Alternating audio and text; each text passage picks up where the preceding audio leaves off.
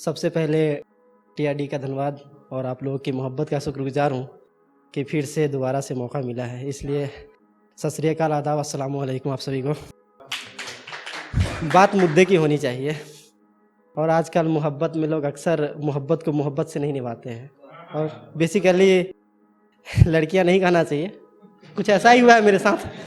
इसलिए मैंने भी कुछ लिखा है कि जैसे चलाती हो सनम अब वैसे नहीं चलता, कि जैसे चलाती हो सनम अब वैसे नहीं चलता, इश्क में रुला के दिल नहीं बहलता। कि जैसे चलाती हो सनम वैसे नहीं चलता, इश्क में रुला के दिल नहीं बहलता, और लगानी पड़ती है सारी हदें पार कोशिशों की, और लगानी पड़ती है सारी हदें पार कोशिशों की, सनम ये मोहब्बत अब पहले जैसे नहीं चलता। और चलाने को सब चलता पर अब हमसे नहीं चलता, कि चलाने को सब चलता पर अब हमसे नहीं चलता, और थक गया हूँ मिजाजे इश्क से मैं, और थक गया हूँ मिजाजे इश्क से मैं, ये जिद अब हमसे नहीं संभलता। और शेर यह है कि कुछ मोहब्बत में लोग अक्सर उठा-पटक लिख देते हैं, इसलिए मुझे भी मौका मिला लिखने का। लिख डाला कि जिस हाल में था उस हाल में लिखना पड़ा, कि जिस हाल में था उस हाल में लिखना पड़ा, तेरी जुदाई का किस्सा इस साल में लिखना पड़ा। कि जिस हाल में था उस हाल में लिखना पड़ा, तेरी जुदाई का किस्सा इस साल में लिखना पड़ा, और मौत का खंजर दिल पे था, और मौत का खंजर दिल पे था, सनम ये कहानी बेवफाई में लिखना पड़ा।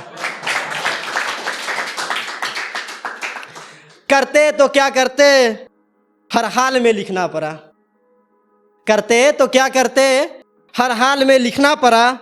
बयाने दिल का हाल इस साल में लिखना पड़ा। करते तो क्या करते हर हाल में लिखना पड़ा, बयाने दिल का हाल इस साल में लिखना पड़ा, और मौज मस्त होकर बिताई थी किसी गैरों के साथ, और मौज मस्त होकर बिताई थी किसी गैरों के साथ, ये दर्द ऐसी थी जो लफ्जों में लिखना पड़ा।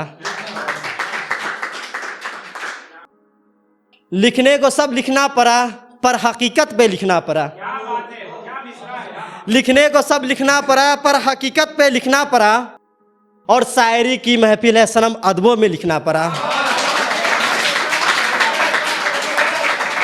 लिखने को सब लिखना पड़ा पर हकीकत पे लिखना पड़ा, ये शायरी की महफिल है सनम अदबों में लिखना पड़ा, इसलिए संभल के लिखना पड़ा, ज़रूरी ये ना था दगाई पे लिखते, कुछ मोहब्बत पे भी लिखना पड़ा। और जब दिल टूटता है तो कफन दफन होता ही रहता है, वैसा मेरे साथ भी हुआ है कि मुझसे मुझ में ही दफनाया गया, कि मुझसे मुझ में ही दफनाया गया,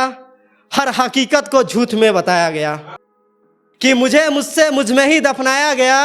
हर हकीकत को झूठ में बताया गया, और तफ्सीस करनी थी उनको किसी गैरों की, और तफ्सीस करनी थी उनको किसी गैरों की, पर अदालत में मुझे बुलाया गया। और लंबी फहरिस्त थी तेरी साजिश की, और